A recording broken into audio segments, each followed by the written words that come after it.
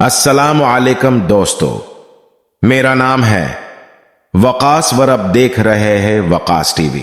सद्दाम इब्तिदाई से गिरफ्तारी तक सद्दाम हुसैन बगदाद की शमाल में वाक़ा शहर तकरीत एक गरीब घराने में पैदा हुए। वालिद की जल्द ही वफात के बाद उनकी वालिदा उन्हें अपने रिश्तेदारों के पास छोड़कर किसे और गांव चले गए। चंद साल बाद उन्होंने दूसरी शादी कर ली। सौतीले वालिद का सद्दाम के साथ बर्ताव अच्छा न था। सद्दाम हुसैन के लिए जिंदगी मुश्किल थी और इसराइली मौरख इम्ताज या बैरून बताती हैं महल्ले के बच्चे नो उम्र सद्दाम का मजाक उड़ाती थे। सद्दाम हुसैन के बारे में कहा जाता है कि इस अरसे के दौरान वो कदरे तन्हा रहते थे और आसपास की लड़कों पर धुनस भी जमाते थे। 12 बरस की उम्र में उन्होंने अपना घर छोड़ा और तकरीत में अपने एक चचा के साथ रहने लगे।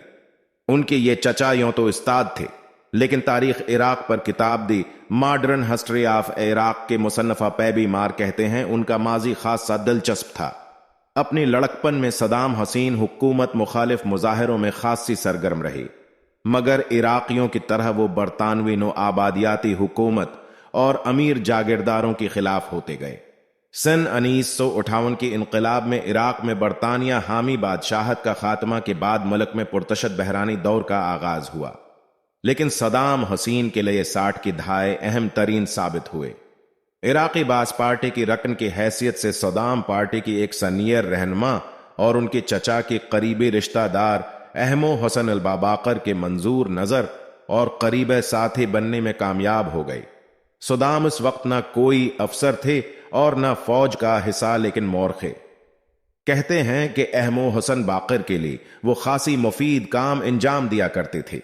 सन 1968 में बास पार्टी इक़्तिदार में आए और अहमो हसन आला बाकर मुल्क के नई सदर बन गई। सद्दाम हुसैन उसी दौर में अहमो हसन की दस्त रास्त रहे हुकूमत के अहम और खफिया काम वो खुद अंजाम देने लगे, जिनमें मुखालिफिन को मंजर आम से हटाना भी शामिल था। इन मुखालिफिन में से कुछ तो कत्ल कर दिए गए, कुछ जला वतन और कुछ को छप करा दिया गया। सदर बाकर ने इराकी तेल की सुनात हुकूमती कंट्रोल में ले इराकी खजाने पर दबाव बढ़ने लगा और हुकूमत ने मुल्क में तरक्की की नई दौर का आगाज किया। देहातों में बिजली पहुंचने लगी, सड़कें और स्कूल बनने लगी। लेकिन सद्दाम हुसैन के सियासी अजाइम बढ़ने लगी और सन 1979 में उन्होंने अपने मोहसिन अहमो आलबा बाकर से जबरदस्ती इस्तीफे दिलवा दिया और खुद सदर बन गए। जल्द है उन्होंने अपनी पार्टी की इनकलाबी कौंसिल में अपनी और हुकूमत के खिलाफ बगावत की साजिश का इंकशाफ किया।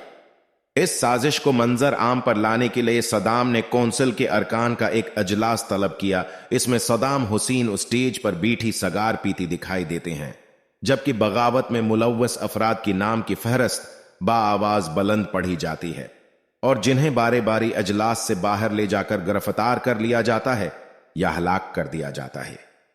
इस अजलास की शरका जज्बाती अंदाज में बाआवाज बुलंद सदर सद्दाम को अपनी वफादारी का यकीन दिलाती हैं और नारे लगाती हैं। इसके बाद बास पार्टी की हुकूमत पर सदर सद्दाम की शख्सियत हावी होते गई और जैसा कि मोरख पैबी मार निशानदही करते हैं, अगर कोई सियासी नजरिया बचा तो वो सद्दाम अज़म का था। आने वाले बरसों में सद्दाम के सियासी अज़ाइम इराक के हुदूद से वाज़ा तौर पर बढ़ने लगे। वो खुद को अरब दुनिया का रहनुमा और तारीख में अपने आप को सलाहुद्दीन अयूबी जैसे सपा सालार के बराबर देखने लगे। उनकी शख्सियत के इस पहलू के बारे में मोरख कहते हैं सदर सद्दाम के जारहाना अज़ाइम की पहली मिसाल जल्द है 1980 में उस वक्त सामने आए जब उनकी फौजों ने हमसाया मुल्क ईरान में पेश कदमी की। सदर सद्दाम की तवक्कुआत के बरअक्स ये जंग उन्हें बड़ी महंगी पड़ी। 8 बरस जारी रहने वाले इस जंग में 10 लाख अफराद हलाक हुए। उसके अलावा जंग के नतीजा में इराक के खजाने पर बड़ा बोझा साबित हुए। सदर सद्दाम ने हमसाया ममालिक से इक्तिसादी मदद मांगे। उन्होंने कुवैत पर इराकी तेल चोरी करने का इल्जाम आयद किया और मतलूबा मुआवजा न मिलने पर अगस्त 1990 में इराकी फौजें कुवैत में दाखिल हो गईं। सदर सद्दाम को यह फौजी अकदाम बड़ा महंगा पड़ा। उनको तवक्को थे कि बड़े मजहबी ताकतें जिन्होंने ईरान के खिलाफ उनके जंग में इराक का भरपूर साथ दिया, हथियार और वसाइल फराहम करे, अब अगर उन खल कर हमायत ना भी करें तो कम इज कम मुखालफत भी नहीं करेंगे। लेकिन हालात बदल चुके थी। अमरीक और उसके इत्तेहादियों के लिए खलीज में अपनी मफादात यानी तेल اور اسرائیل کی حفاظت ہر قیمت پر ضروری تھی، اور اسی لیے امریکی قیادت میں آپریشن ڈیزرٹ اسٹارم کی تحت دسمبر 1998 امریک اور برطانیہ نے عراق پر جنگ مسلط کر دی۔ تاہم معاملہ اس پر ختم نہیں ہوا۔ امریک مسلسل اس بات پر مصر رہا کہ عراق کے پاس وسیع تباہی کے ہتھیار ہیں، اور برطانیہ کا کہنا تھا کہ ان ہتھیاروں کو صاف 45 منٹ میں قابل استعمال بنایا جا سکتا ہے۔ اس کے علاوہ عراق پر جوہری ہتھیار بنانے اور حاصل کرنے کا الزام بھی لگا، لیکن عراق پر امریکی حملے اور قبضے کی بعد سے اب تک ان میں سے کوئی بھی الزام ثابت نہیں ہو سکا۔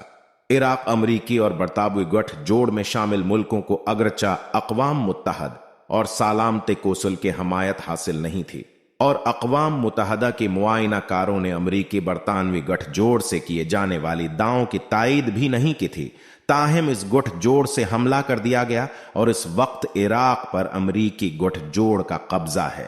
اس قبضے کی بعد 22 جولائی 2003 کو معزول صدر صدام کی دونوں بیٹوں کو عودی اور قصوی کو عراق کی شمال شہر موصل میں حملہ کر کے قتل کر دیا گیا۔ عراق کے صدر صدام حسین نے ایک امریکی صحافی کو انٹرویو دیتے ہوئے کہا ہے کہ جنگ سے بچنے کے لیے وہ جلا وطنی اختیار نہیں کریں گے۔